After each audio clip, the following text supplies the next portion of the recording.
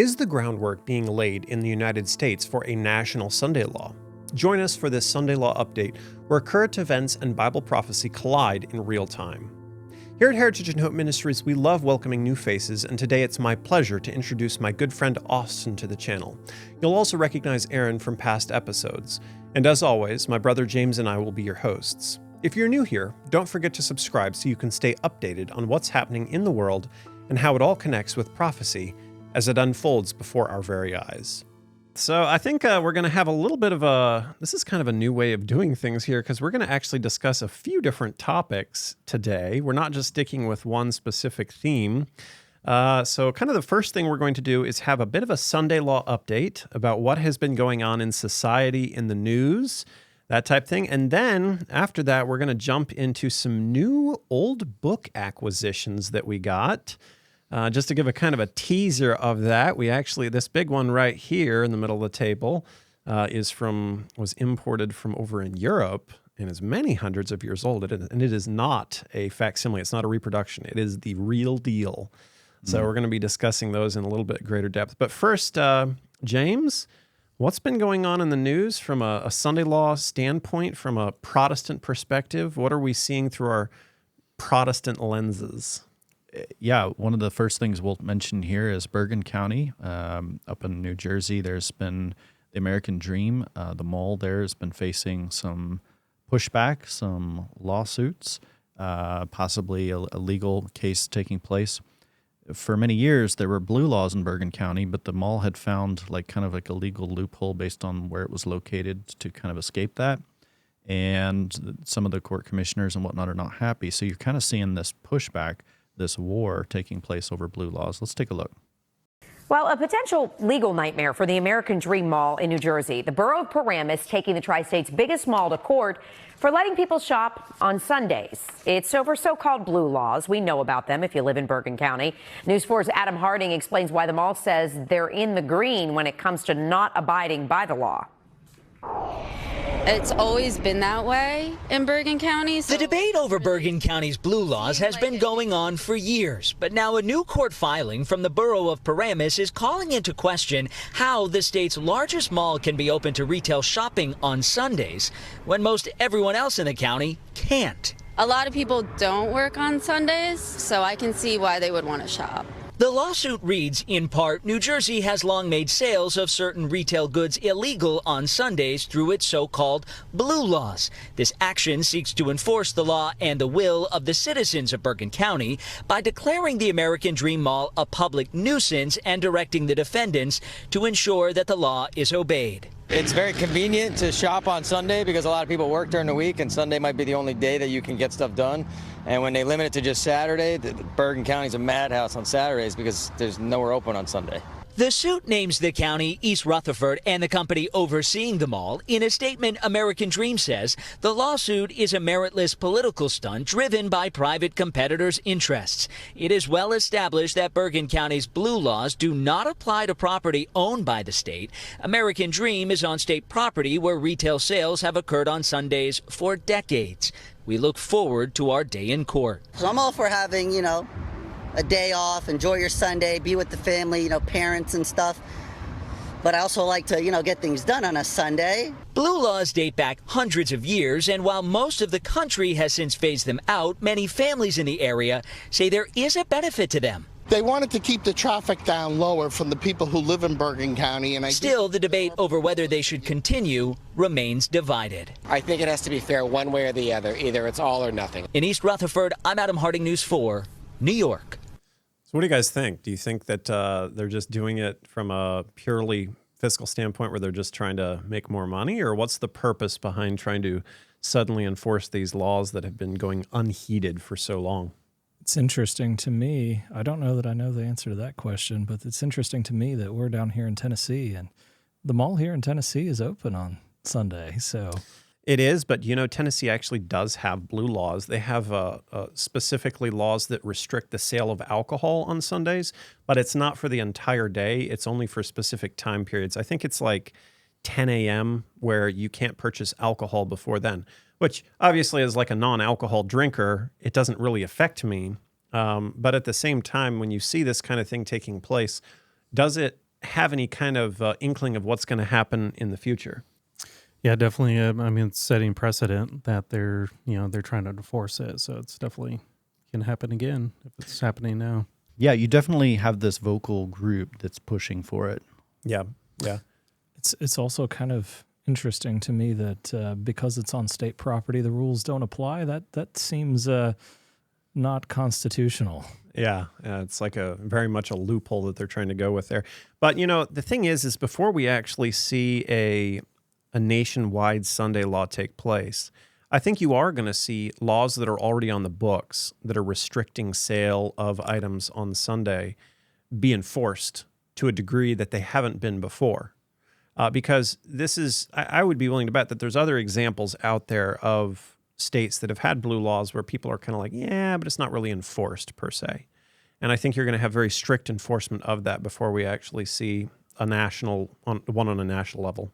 So there's representatives now that are calling, though, this idea of separation of church and state, specifically on a first table commandment like this, by pretty stout terms. Let's take a look at this next clip here by Dusty Devers. He's an American politician and pastor who served as a member of the Oklahoma Senate since December of 2023, and also he's a member of the Republican Party. So let's take a look. He has commissioned us to go and make disciples and baptize them in the name of the Father, the Son, and the Holy Spirit, to make to all the nations, or to all nations. And that means that we are his human agents for extending his dominion, his rule throughout this world. And the nations will be glad through that. So to say that the church and the state are separate in their in the principle of their authority, and the principle being Jesus Christ, is, I believe, it's blasphemous to say that Jesus Christ isn't Lord of lords and King of kings. And that means not just over the home, not just over the church, but in every sphere. And that is to belittle the Lord Jesus. And he doesn't take it kindly when we belittle him. Mm.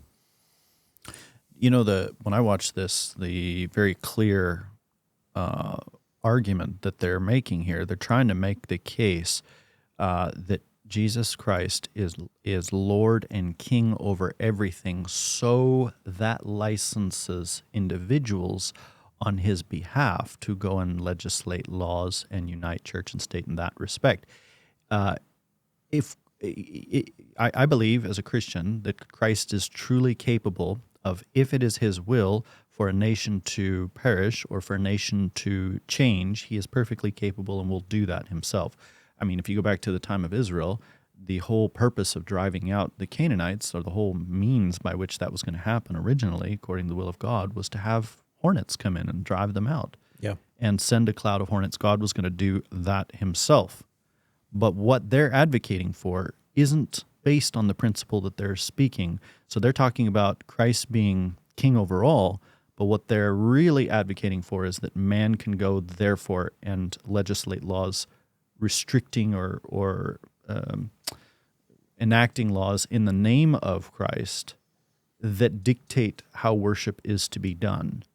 And ultimately, what you have then is men standing in the place of God when it comes to how to worship God. That's the problem there that we see with this. It's interesting. You have so many issues with the Pharisees in the New Testament sort of misapplicating the law according to the Sabbath, and then we have the same sort of thing today from our politicians. Mm-hmm. Yeah. The other thing I think of is Matthew chapter 28, when he says, "Go therefore and make disciples of all nations," baptizing them in the name of the Father and of the Son and the Holy Spirit, and teaching them to obey everything that I have commanded you. It doesn't say baptizing in the name of the Father, Son, and the Holy Spirit, and forcing them to obey everything I have commanded you. It says to teach. And so when you're discipling nation, this gets back to our discussion that we've been having with some of these Christian nationalists, our episode that we did with Douglas Wilson recently and with Lennox Califungua. This is an issue where they believe that their duty of going out and making disciples is done essentially by force. Well, it actually goes back to kind of the early church's understanding of Matthew 22, when there was a wedding feast invitation, and servants were sent out to compel people to come into the feast, the interpretation and understanding of that was to compel was to mean to bring them in by force, rather than compelling in the sense of extending the invitation to the feast. Yeah, that's common argument from the Christian nationalists. I mean, it's all about, they say Christ is king, and therefore that means he's king of this earthly kingdom. But they twist what Christ says, and what Christ is. His kingdom is not of this earth. So let's delve into another discussion here, but we're going to do so carefully. I'm going to play this next clip, and we're just going to take a moment to reflect on it. We want to handle this topic with respect, given the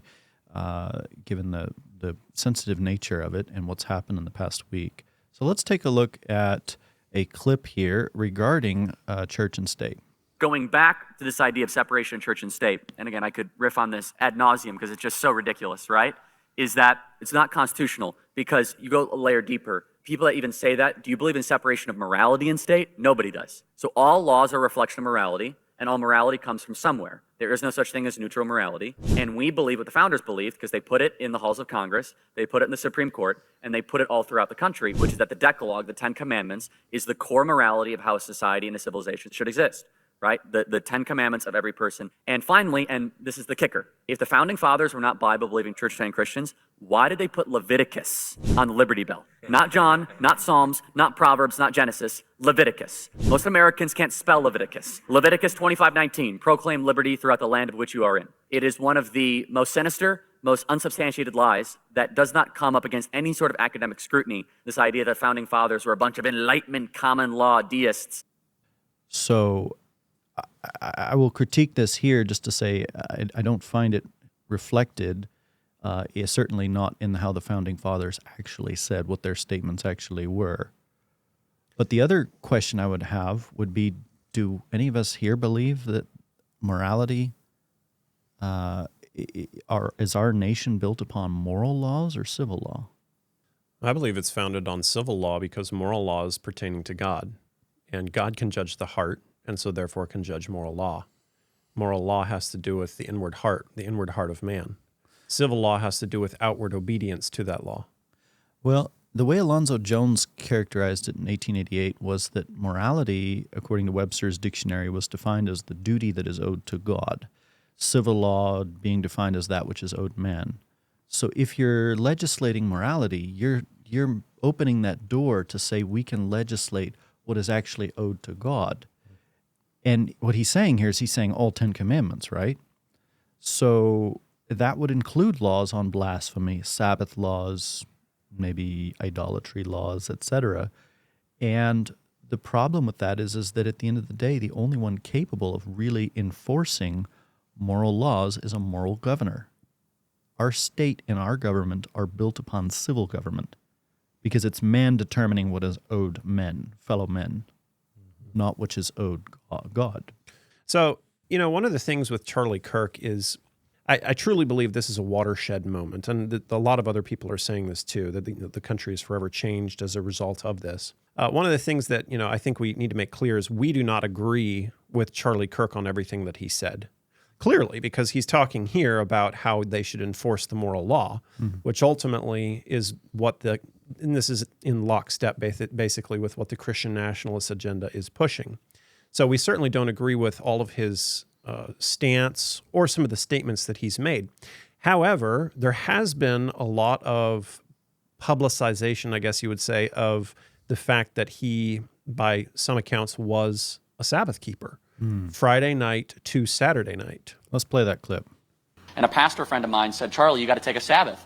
And I was like, oh, we're not bound by that commandment, whatever. And he really convicted me. So every Friday night, I take a Jewish Sabbath, turn off my phone, Friday night to Saturday night. The world cannot reach me, and I get nothing from the world. It will bless you infinitely. Now, I'm not saying you're bound by the laws of Christian. I'm not saying that that's something you have to do. I'm saying it will make your life better. It was important enough that God put it as one of the 10 Commandments. And I will say, there's debate in some theological circles that we are bound to it because it predated the law. God rested after creation. So I want you to think about that. So Friday night to Saturday night, no one can reach me. And I wake up, I wake up on Saturday night, I open up my phone, 600 text messages, 900, whatever. but it is the best 24 to 25 hours. And if every young person took a legitimate Sabbath from Friday night to Saturday night, I guarantee you anxiety would go down, depression would go down, you'd actually spend time with people you care about, meaningful conversations would happen. So I challenge you, if you incorporate that in your life, there's no negative. The only negative would possibly be if you had to contact someone in an emergency. If it's an emergency, then fine, open up your phone. So, Aaron, what do you think about his statement here? Would we agree with this particular statement of his? Well, he's kind of making a generalization that you can keep any type of Sabbath. So, I mean, you could say like any day would be a Sabbath day. But he did make the point Friday night to Saturday night. And then he also did mention the fact that it predates the 10 Commandments, so that we are still bound by that, although he didn't really go into that more. So I think from that aspect, yeah, we could agree with that, but it's not entirely. And it's still kind of unclear where he stands on the Sabbath completely, even though it seems like he was, he did keep the Sabbath from Friday night to Saturday night. But again, we don't have all that information of how he kept it. So there's more we could say about the Sabbath here in just a second with a book of his. But one thing I just wanted to briefly interject for those who are watching. I don't know about you guys, but when I heard the news about Charlie Kirk, the first person I heard it from was actually one of my Christian nationalist friends who published it. And my first gut reaction was, we got to pray for this man. I might disagree with him, but the Bible talks about rejoice not like when your enemy stumbles. It also talks about mourning, like joining mourning with those who are mourning. And so I looked at it as an opportunity to demonstrate, perhaps as a Christian, the kind of empathy that Christ would have. Like if somebody dies, you're not going to just come and immediately, point out all their errors. You're going to take that time and join with those people who are mourning that loss. Honestly, if I'd been there in where my friends at over, I think it's in Idaho, I would have probably gone and joined their vigil and cried with them. It's an opportunity to reach out and to demonstrate the love of Christ when people are mourning, right? Even if we disagree. Now, and I'll say this: there's a clip here that I wanted to play just briefly, where he talks about what he advocated for in his beliefs. Contending for Christ in the public square. So let's take a look. Before I go on a college campus, my prayer is very simple. God, use me for your will. Amen. Because there's a plan above us all. God is sovereign above all. And I know what God calls of us. So the specific teachings of Christ is go make disciples of all nations. I'm trying my best to do that.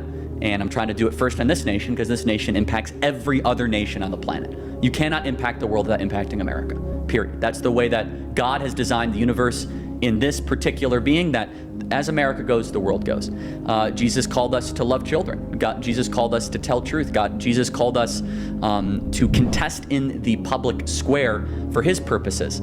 I'm far more interested in what God wants of me than what I want from God. And what God wants from me is a life fighting for truth. I think those are things that we should be asking God every day before we start the day. Like, hey, tell me what I need to do, how I can witness to somebody else. Right. Give me an opportunity. Show me. Right. Yeah. But again, you go back to the polarization of it, and you had people that were rejoicing after his death.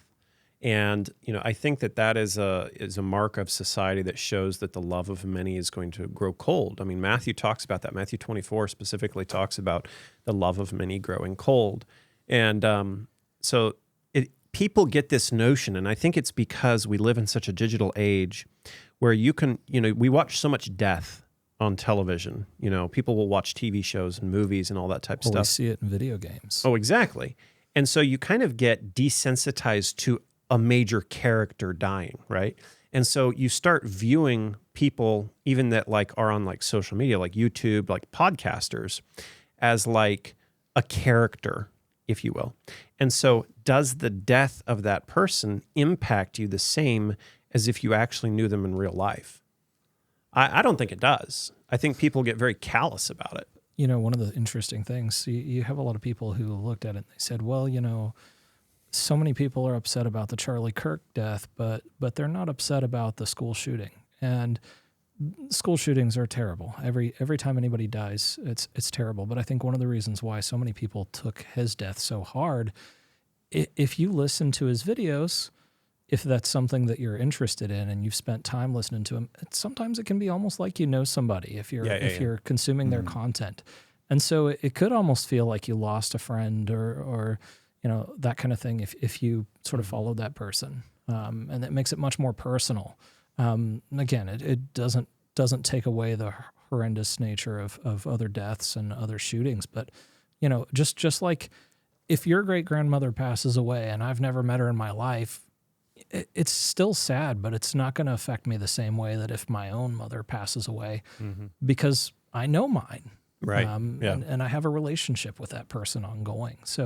So I think that's a big thing that sort of people miss out or don't recognize.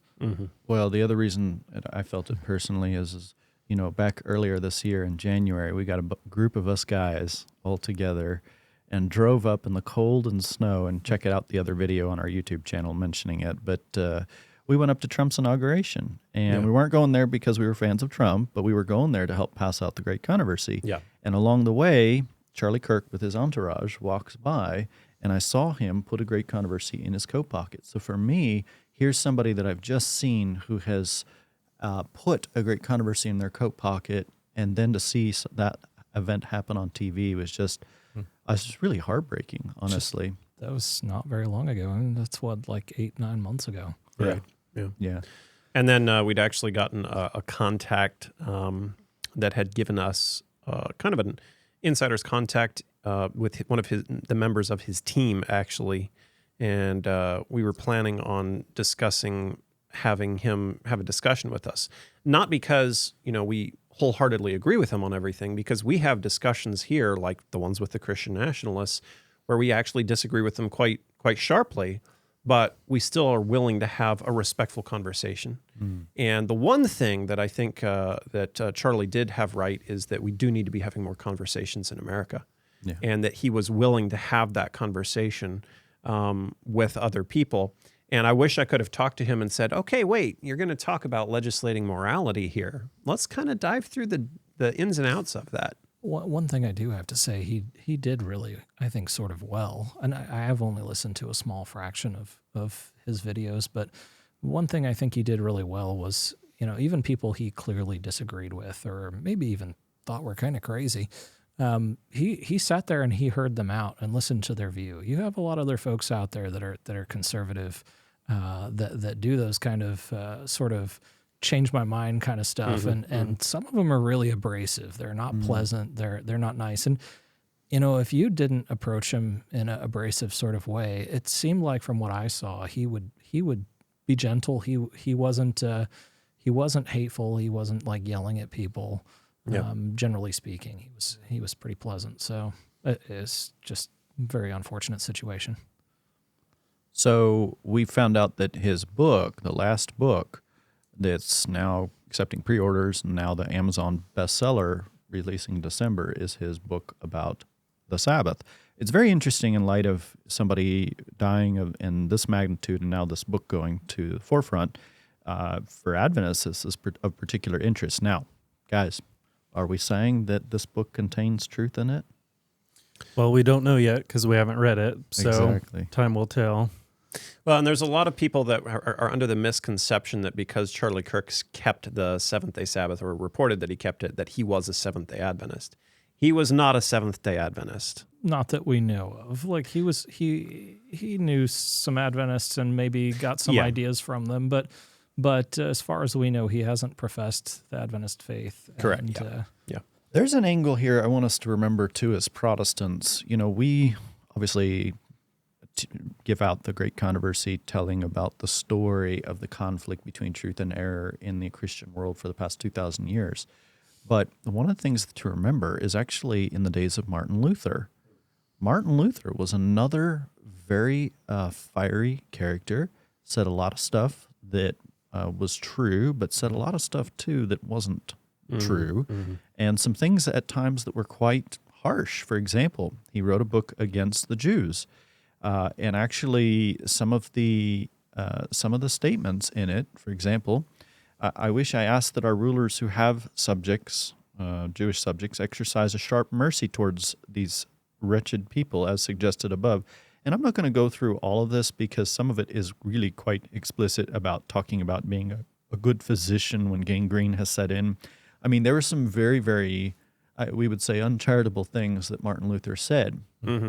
Nevertheless, the one thing that I do believe as a Protestant and as a Christian is that there are times where people are in dark ignorance. And you got to think about Martin Luther being raised a monk. Mm-hmm. The man didn't know all the ins and outs of the Bible and had to learn and study. And I believe that the Lord used him to accept truth over time and to get closer and closer to biblical truth as part of the Reformation process. But he did not have all truth in his time. The Lord was continuing to reveal more and more through the reformers throughout history to return, his church to purity. But in the case of other individuals of today who've confessed Christ and hung on to a lot of error, I would say at the end of the day, the Lord knows their heart. Yeah. I don't. Right. And we need to be very careful in certain circumstances about determining somebody's outcome before God has had a chance to judge them. Right, yeah. One of the things, though, that was interesting is he had this debate back and forth. It really wasn't a debate. It was kind of more of a friendly banter between Michael Knowles, who's Catholic, and himself. And basically, there was a student. You're talking about Kirk, right? Not Martin Kirk. Luther? Yeah, not Martin Luther. But Charlie Kirk, he had this kind of friendly banter with Michael Knowles, and they discussed Protestantism versus Catholicism. And so what's interesting about that little video clip, basically, is that you have Michael Knowles basically saying that, you need to have somebody who's inerrant, who can, explain the scriptures to everybody. And you had Charlie Kirk saying, well, but what if they're in error? And one of the things he said is you get out you get your hammer and you go put the 95 Theses on the church door. If your pastor says crazy things, you go to a new pastor, and then you have division in the church. It used to be, in the old days, if the pastors disagreed, they'd go to an elder or a bishop or someone, right? Unless the bishop is corrupted, and then you take it up higher, yeah. And then maybe the Pope is corrupted, and we write 95 points of complaints and hammer them to a door and get back to the Word. Well, the issue is that one of the marks of the church is unity. So you can't have constant schism, and so I'm not disagreeing about difficulties in the prelature at all, but and so it's interesting that the Protestant, who is at least to some degree keeping the seventh-day Sabbath from Friday sundown to Saturday sundown, he dies, okay, and who are those who are left behind? You have his wife, which I feel terribly for her because she's now trying to raise kids alone, and I don't want to in any way undercut that. That's a terrible position, and I don't envy it, and I have great sympathy for her for that. But at the end of the day, she's Catholic. Mm. And then you've also had J.D. Vance, who sat in to do, I think, like a show, to kind of like sit in for a show for the Charlie Kirk show. And Matt Walsh. And they're Catholic. Yeah. So you have the Protestant die, and immediately his wife is basically taking up the mantle, which I don't necessarily fault her for that. I mean, she's trying to pick up where her husband left off. But at the same time, that Protestant voice is now no longer there to whatever degree it was being Protestant, and it's now being replaced by a Catholic voice. I don't know. What are you guys' thoughts on that? Am I reading too much into this? I'm not meaning to be rude by saying that or calling it out in the wrong way, but what do you think? So my thoughts on that in part is I think it's interesting, but me personally, I've seen a lot of conspiracy theories floating around on social media, and I'm not one to buy into those unless there's direct evidence. No, I'm not meaning it. I'm not meaning it from a conspiracy theory standpoint, like somehow it happened in that light. I'm just saying that it's interesting that's how it worked out. From a spiritual sense, yes. I would agree with from you. a spiritual sense. I'm not saying that there was some hit job done on him from that. Yeah. We are not a conspiracy theory channel. We're not sitting here trying to portray all those. There's plenty of other videos that do deep dives into that. But I just think from a spiritual aspect, it's very interesting. Yeah, it is interesting. I don't think we can say a whole lot because we don't know his wife either or where she is. I mean, there's a lot of Catholics that they're not really, they're just go by the name of Catholic, but they're not really into it that much. So it's hard to say. I guess we'll see where Turning Point goes from here. To be fair, I think there's a lot of nominal Adventists. I mean, and a lot of nominal Protestants. It's in every denomination. Yeah. So in other news, we've got the White House that is planning on building a $200 million ballroom, the new Lincoln bathrooms as well. Gold decor has become prominent in the Oval Office since Trump retook the White House. I've got some more images here to kind of show you guys what that looks like there. But it's interesting for students of Bible prophecy when you think about building something $200 million worth. Can we think in a time period where gold was very prominent, a big construction event was taking place, and a ruler was trying to build an image? Maybe that was that in Daniel? Is that right? Yeah. But, it's not just this. Have you seen the report that he had a full life-size replica of the Ark of the Covenant down in his Mar-a-Lago estate? And it was made of gold. I think I heard something about that, yeah. So, guys, I think this is the part where we pivot just a little bit. We've gotten all kinds of cool new books. So what I was thinking is maybe we could take a look and talk through some of these. Well, actually, you were just talking about Martin Luther and talking about how he was a bit of a disruptor for his time and how he nailed those 95 Theses to the Wittenberg church door, right? And, when we're talking about these old books, what book do we have right here? Aha, that's a good one right there. This is Luther's In Mose Inderationes. It contains his In Primum Librum Mose Inderationes, which was a... You're going to have to translate that. Yeah, it's a Latin work. The full work, In Genesis Inderationes, was a commentary on Genesis. It was actually published originally around 1545, right before he died, 1544, 1545. And what you have right here, this particular copy comes from the year 1580. Mm-hmm. And I'm going to put some slides up here showing kind of some of the statements within. So just to highlight, this is not a reproduction. This is actually from 1580, this exact book. Mm-hmm. And what's really cool is if you flip it open to the front cover, it actually has a wood carving of Martin Luther. Like down there on the bottom right. You see that? Isn't that cool? Interesting. It's all written in Latin. So this one was shortly after his death and 30 years later or something like that. A little over 30 years. And it's all just about Genesis, correct? Yeah.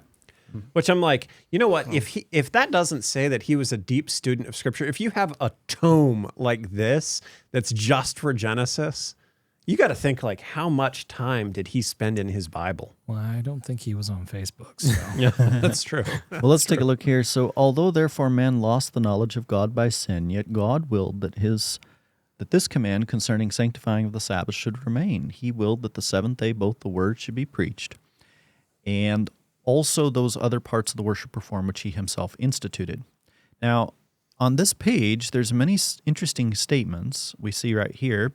On the seventh day in the morning, Adam appears to have heard the Lord giving commandment concerning his domestic and national duty, the private and public worship of God, together with the prohibition concerning the fruit of the tree. Satan, therefore, unable to endure this most beautiful creation of man and this holy appointment of the Sabbath, and envying him so much felicity, and moreover seeing all things so abundantly provided for him on earth, and finding him in the possession of the hope of enjoying after so many happy a corporeal life and eternal life, which he himself had lost, so Satan on this occasion tempts Eve to sin and gains the victory over her. I am myself quite persuaded that all these things took place on the very day of the Sabbath. Aaron, can you read this next one? The Sabbath, therefore, has from the beginning of the world been set apart for the worship of God. In this manner nature, in its innocency, had it continued unfallen, would have proclaimed the glory and blessings of God. Men would have talked together on the Sabbath day concerning the goodness of their Creator, would have prayed to him, would have brought him to him their offerings, for all these things are implied and signified in the expression sanctified. Austin. Nor would Adam, had he remained in paradise in all his original innocence, have lived a life of idleness, He would have taught his children on the Sabbath day. He would have magnified God with his due high praises by public preaching, and he would have stirred himself and others to offerings of thanks by a contemplation of God's great and glorious works.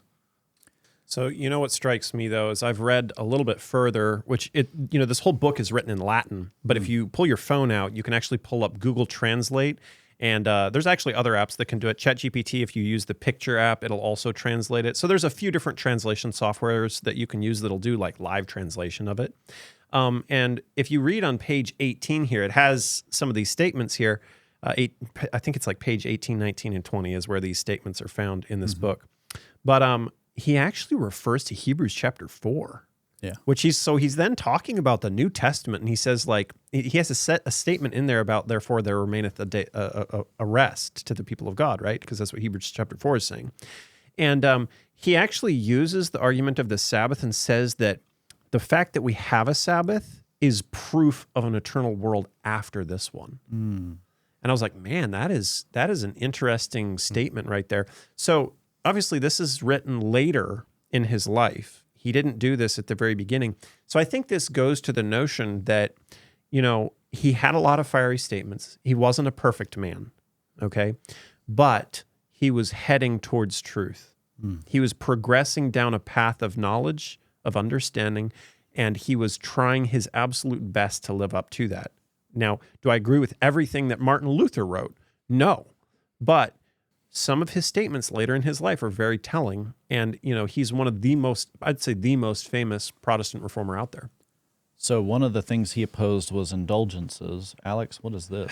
So this is not exactly an indulgence, but it's kind of similar. So I have to do a little bit of a story time. So we recently went to ASI down in Orlando, Florida, and we had a booth there in the exhibit hall. And we had a wonderful lady come up to us who said, hey, why don't you come out to my car? I've got a couple of cases of old books for you. And I was like, what? Because we love old books, right? That's like our thing, right?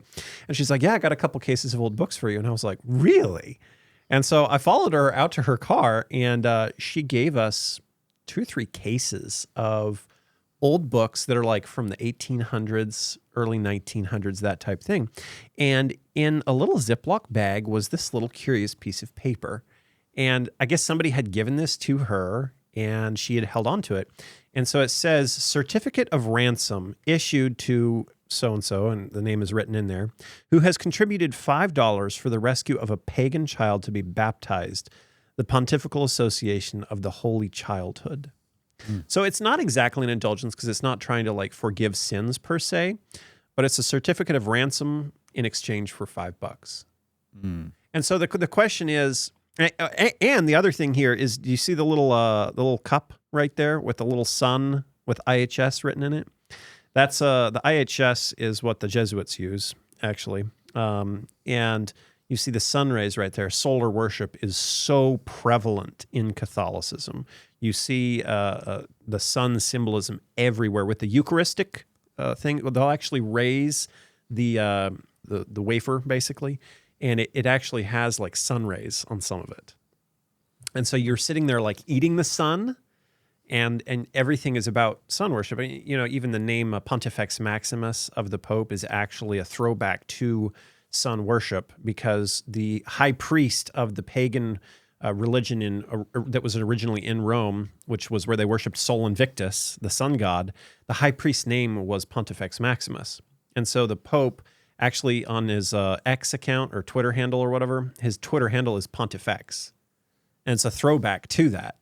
And so they have that all over the place. So I don't know. I just thought like, man, that's really interesting. So is that kind of like a baptismal certificate? But no, because it's basically for like some You're like doing it for child. some random just pagan so you can child. do that to like anyone.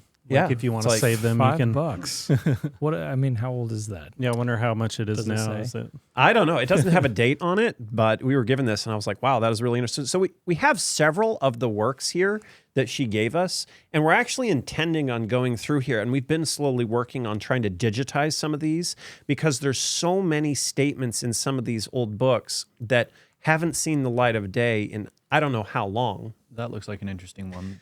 Yeah, so this is one of the ones that she gave us, and we've actually gone through and digitized it, although I don't have it up on the website quite yet, but it should be there fairly soon. It might be up by the time this video is out. But anyway, this book was falling apart, and it was in a Ziploc bag when she gave it to us. But it says, "The Life and Tortures of Sister Barbara Ubrick, the Carmelite Nunnery. Imprisoned for 21 years in an underground dungeon by Mother Superior Josepha and released by the police." So we've got Faith of Our Fathers, 1904, Cardinal Gibbons. Of course, that's where the famous line is, "You may search the scriptures from Genesis to Revelation. You will not find one line authorizing the change from the Sabbath from the seventh day to the first day of the week." We've got all sorts of catechisms here. Interesting thing, I've read through some of these catechisms. There's actually quite a bit of difference between some of them. I suppose that's what happens when you rely on the opinions of man. You'll kind of get different opinions from different individuals. Now, I know the Baltimore, which we got several copies of the Baltimore Catechism from her, also speaks about inherited guilt in it. And so, of course, that really flies in the face of Ezekiel, where the guilt of the father does not pass on to the child. There's also a work here, a polemic against Seventh-day Adventists specifically here, called Seventh-day Adventists by Father Rumble and Carty, which I was very interested in because I've seen some works by Rumble as well, speaking once again about some of the different statements. For example, it talks about the Geierman, a Catholic writer, says that the church changed the day in the 4th century at the Council of Laodicea, but they claim that we've misunderstood Geierman. And so there's a lot of interesting claims in that work there, but we're going to try and digitize some of these and use them to demonstrate the truth. One of the other works that we got here recently, though, James, is over here. Oh, yeah, we got to talk about that one. This one. So some of you guys might have heard the story, but, we've talked back and forth with Miles Kettleson over with Answering Adventism. At least I have. I've talked with him privately, and about his video about the Waldensians. So I thought it might be interesting to actually obtain some real physical evidence. And so I reached out to a bookseller over in Italy. Now, for those of you who have not exported works from Italy, anything over, I think it's 75 to 100 years, you have to have an Italian export license, which I was looking at as like, oh, you mean I got to deal with the Italian government? That's going to be a nightmare. But thankfully, this was a bookseller who, very reputable, had all of the paperwork and everything ready to go. And they said, we'll file it ourselves. And they filed it. And after a couple of months, what we have here is an export from Italy, direct from Italy, actually Florence, and the history of the Churches of Piedmont. Now, this is a later 19th century, roughly, backing for a much older work contained within. So what you're saying is the original, basically the binding fell off and because the original work there is from 1658, is that right? Yep, and that's not a facsimile. That is the original book from 1658, but the cover and spine is different. Now, actually, I'm just going to try and push this back here and see if I can open this up, but we've got the entire work digitized now, but one of the cool things with this work, Samuel Morland had collected some of the oldest known Waldensian prose in existence. Guys, check this map out. This is so cool. You can open this up, and it has a map of like the 7 valleys of the Vaudois or Waldensians, which is why they had the 7 stars on there.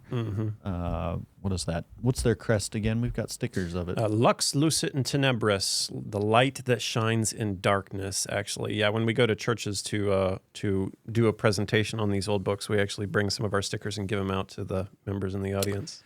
So in addition to having like some of the creeds and some of the different things that they believed, which we're going to have to do like a live stream discussion of everything that's in this work, it has also the bull that ordered their death sentence.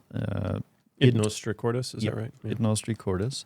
It's got some of the prose where they identified the works of Antichrist, including that one of the works was to baptize infants in the faith, and also to unite church and state and use the secular power, not the Holy Spirit. So therefore, they were joined with Adventists, if you will, at least in thought, on liberty, specifically religious liberty, and also with the Anabaptists on rejecting infant baptism. Here's the seal right here on this page of them actually, or the bull that ordered their death decree. But one of the most compelling, some of the most compelling images from the book are those of some of the suffering that they experienced.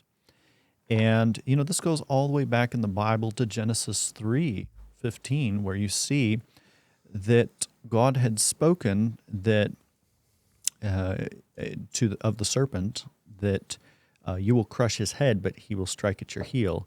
And this is where the serpent, you know, really struck out at the followers of Christ, and you can see the horrible sufferings, and these plates are just really gripping of the sufferings that they experienced. So actually, after we got this book, we actually acquired a book digitizer that digitizes old works. And so we have been slowly working on digitizing this work. If you go on our website, heritageandhope.org, you can see this entire book has been digitized. You can read through the entire thing. And the beautiful thing about this book, it's probably our most rare book, most valuable book by far, actually. But we have the entire thing digitized so that people can read it, and it's in English. Because Samuel Morland was from England, and so you can actually read the thing, even though it was written in 1658, you can read the whole thing. The thing I love about it is all of the prose that he collected is actually in Trinity College in Dublin, Ireland, so you can go back to the original prose, or Cambridge University. Trinity's digitized all of theirs. Cambridge is still sitting in the unpublished medieval manuscripts, but this has an interlinear in it of all of that older Waldensian prose. So it's really the key that unlocks their history in many cases, at least as far back as the 12th century, although there's a lot more evidence that speaks about the different groups. This isn't the sole source of evidence, but it is a monumental work. And I would say probably of all the works out there about the Waldensians, I would say Morland is probably my favorite that survives. And so it is one of the most well-known works about the Waldensians. So actually, we took, while we were digitizing it, we have all the specific plates there, and it's about page 340 or so that it actually starts showing the plates of how they were tortured, how they were killed, and that type of thing. We're not going to show those on this video because some of them are very graphic, and the descriptions honestly make your stomach turn. Now, some of them we'll probably show like one on the screen that's kind of a more mild one. But if you want to go on our website and scroll all the way to the bottom of the page where we have this specific work, you can see all the specific plates where it shows all that stuff. But viewer discretion advised, because the things that happened to the Waldensians were barbaric and the worst sort of barbarism that humans can do to one another. One thing I'll say is that this work really puts a dent in Jean-Paul Perrin's narrative of the Waldensians, trying to connect them more to Presbyterian instead of the Anabaptist line. Because, again, it's really some of the oldest evidence that there is that really puts a major dent in Jean-Paul Perrin's narrative. It also puts, by extension, a dent in Miles's narrative. But nevertheless, our mission here is to present the truth, to give people access to see for themselves where does the truth lie, and ultimately, at the end of the day, the great controversy is truth. This kind of goes, though, talking about the Waldensians. If you have an old work that talks about the Protestant Reformation, or perhaps an old Bible, really like a 1611 King James Version, or one of those older works, and there's people out there that have them sitting way back in a shelf somewhere.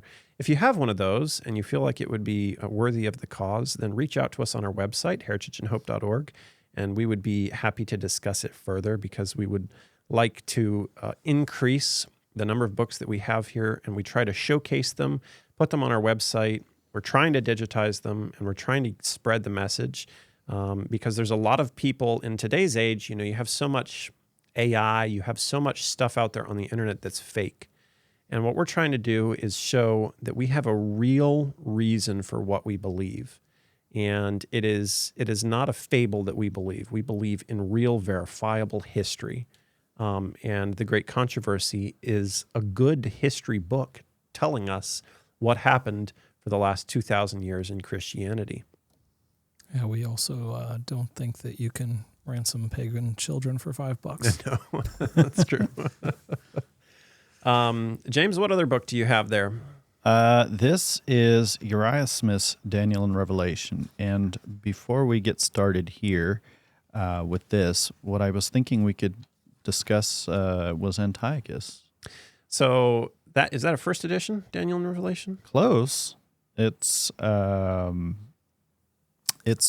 think from 1912, 1914. Yeah, 1912, this particular copy.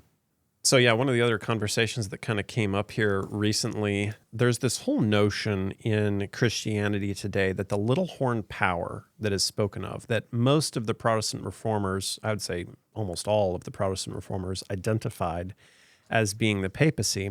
There's a common thought today where that little horn power, the blame is shifted away from the papacy, away from the Rome, and shifted onto a little-known historical figure called Antiochus Epiphanes. And so we were kind of discussing this back and forth.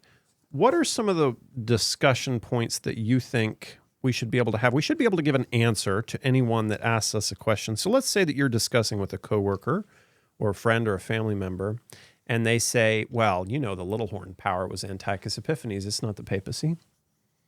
Aaron, Austin, what would you say to someone who says that? And let's just open up the Bible here so that we can I think it's important to read that verse where it talks about the little horn and see what description is given to that horn. Okay, let's go there. Let's go there in our Bibles right now. Yeah, so Daniel 8, verses 9 through 12. So it's interesting because this commentary by Uriah Smith actually has quite a lot of discussion. And do you guys mind if I read some of this? Go for it. Okay. So let's take a look right here. He says, there are two leading applications of the symbol now under consideration, which are all that need be noticed in these brief thoughts. Now, what symbols? The little horn of Daniel 8. So the first is that the little horn here introduced denotes the Syrian king Antiochus Epiphanes. The second, that it denotes the Roman power. It is an easy matter to test the claims of these two positions. Does it mean Antiochus? If so, this king must fulfill the specifications of the prophecy. If he does not fulfill them, then the application cannot be made to him. The little horn came out of one of the four horns of the goat. It was then a separate power existing independently of and distinct from any of the horns of the goat. Was Antiochus such a power? So let's just read the text real quick since we don't have it up on the screen. So Daniel 8, verse 20, it says, the ram which thou sawest having two horns are the kings of Media and Persia, and the rough goat is the king of Grecia, and the great horn that is between his eyes is the first king. Well, the first king of Grecia or Greece is pretty obviously Alexander the Great, right? Mm-hmm. He's the king that conquered the world. Okay, so that horn was broken. Now that being broken, whereas four stood up for it, four kingdoms shall stand up out of the nation. Well, you had like the Seleucids and the Ptolemy and so on. So you had Alexander's four generals, and Antiochus was one of those. So it says, but not in his power. And in the latter time of their kingdom, when transgressors are come to the full, a king of fierce countenance and understanding dark sentences shall stand up. And his power shall be mighty, but not by his own power. And he shall destroy wonderfully, and shall prosper and practice, and shall destroy the mighty and the holy people. And through his policy he shall cause craft to prosper in his hand, and he shall magnify himself in his heart, and peace shall destroy many. He shall also stand up against the prince of princes, but he shall be broken without hand. And the vision of the evening and the morning, which was told, is true. Wherefore, shut thou up the vision, for it shall be for many days. Amen. So there's a couple descriptors here of that little horn. First in verse 9 says that it's exceedingly great. And then you can look at the directions it went. It goes toward the south, toward the east, toward the glorious land. And then you also can see in verse 17, it's for the time of the end as well. So the power extends to the time of the end. So there's multiple descriptors here that show that it does not align with Antiochus, who was, relatively minor. Pretty sure there's no kingdom called Antiochus or something like that. Well, to back up, you said that Antiochus was one of the generals of Alexander the Great.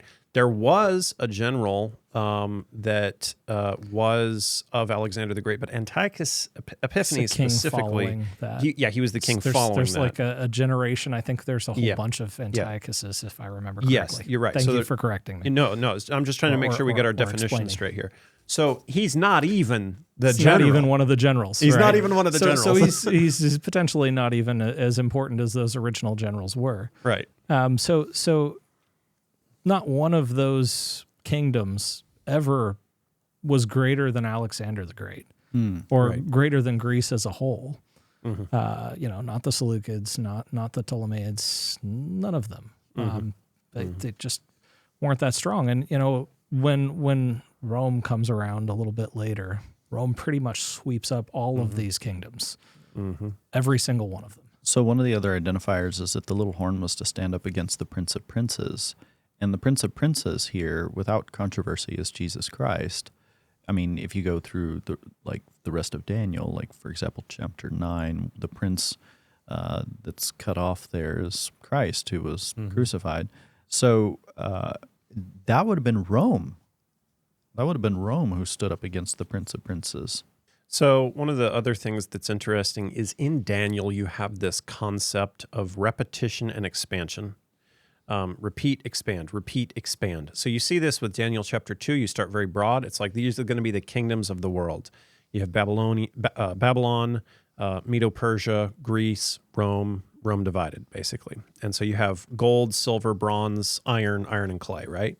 Well, then you get into Daniel chapter 7, and you're given more detail and more expansion of these specific powers.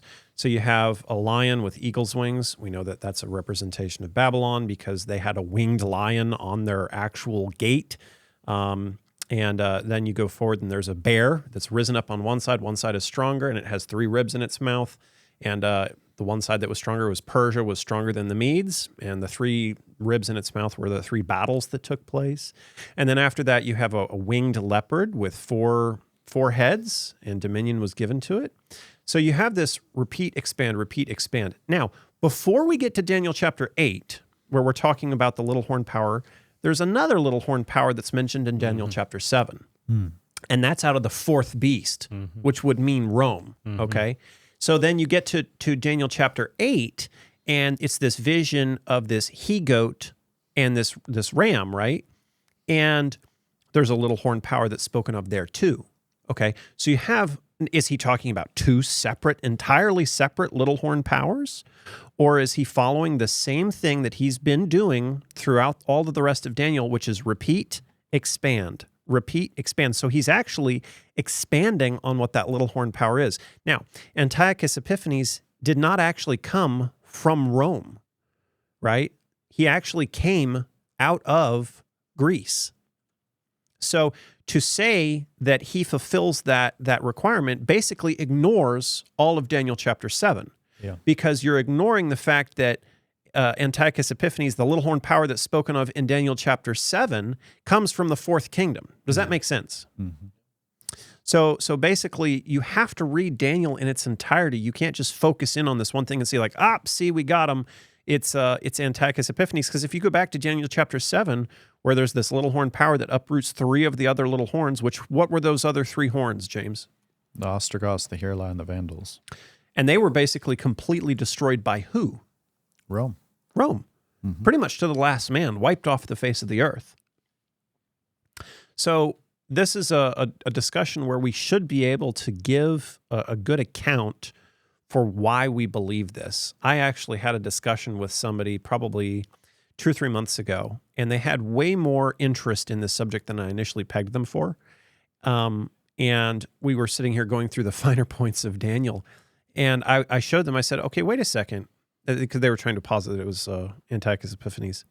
And I showed them Daniel chapter 7, and they got this puzzled expression on their face because they're like, that doesn't make any sense. Because they were expecting the little horn power to come through the 4th beast, or as the 4th kingdom, basically, or not the 4th kingdom, but basically as the 3rd. Well, the other thing too, the logical conclusion of those who have put Antiochus in the text historically, you either have the Jews who deny that Christ is the Messiah outright, so their understanding of Daniel 9 is totally skewed, but as is Daniel 8 as well, so that because they don't believe that Christ is the Prince of Princes, they're referenced in Daniel 8. They take Christ out of the text in chapter 8, but they also take Christ out of the text in chapter 9, and the individual who most recently did that was Ryan Day. Up on Advent Defense League's channel, I recommend watching that video. It's like their most watched video up on their channel. I think it's got like 70,000 views or something last I checked, but he went so far as to deny the prince, or to suggest that, well, many scholars have thought that this is not a reference to Christ. I mean, you're basically ripping Christ out of Bible prophecy entirely. And it's interesting in church history, this was something I learned from our pastor, Pastor Jason, that Porphyrius wrote actually 12 books against the prophet Daniel, and he was kind of wanting to deny that Daniel was a true prophet. And so rather than apply the prophecies of Daniel as referencing, for example, Rome or future Antichrist, he actually tried to apply it to Antiochus Epiphanes, and Jerome actually counters him. But we read, he states, which Porphyrius conquered by the truth of history cannot deny, since he sees all completed and carried out. So he erupts into the libel that the future things which are said about Antichrist at the end of the world, because of the similarity of events and certain things, he contends were completed under Antiochus Epiphanes. But his attack is witness to the truth, to the faithfulness of the sayings, was such that the prophet did not seem to non-believers to have said future things, but to have recounted that which was past. So he's reading Daniel as though it was like, well, this history book, when in reality Daniel was foreseeing what was happening in the future, and it was evidence of the truth of Bible prophecy. But nevertheless, those who have attacked Daniel have often said, well, it must have been a book written many, many, many years later, because how could he have gotten all these details so correct? It's doubting the prophecy of God. Yep. Ultimately, that's what it is. And Porphyrius, that was his position as a Greek philosopher, Greek sophist, is he didn't want to admit that the religion of these Jews might actually be right. Well, there's probably still going to be some people in the comments down below that are saying like, I think it is Antiochus. But to that, I would say, look at the reformers. We have a chart of all the different reformers, and look down that chart, all the reformers of the Protestant Reformation during the 1500s, 1600s, 1700s, they all pretty much universally, when they studied this independent of each other, did their own deep study of it, all came to the same conclusion that the little horn power spoken of here is referencing Rome. Well, guys, this has been a really interesting study, going through Daniel here and kind of talking about Antiochus Epiphanes. Maybe this is something that we should do a little bit more often, where we actually kind of go through and dive into the weeds a little bit on a specific topic of how to kind of refute a certain position that is incorrect from a prophetic standpoint, or obviously incorrect from a prophetic standpoint. Maybe this is something that we'll incorporate more. If you enjoyed this, just kind of drop a comment down below telling us that. But thank you so much for joining us for this special episode. And don't forget to check out our website where we have some of these old books. And don't forget to like, share, and subscribe to this YouTube channel so that you can stay up to date, because we've got a lot of exciting videos coming out here soon. God bless. Thanks so much.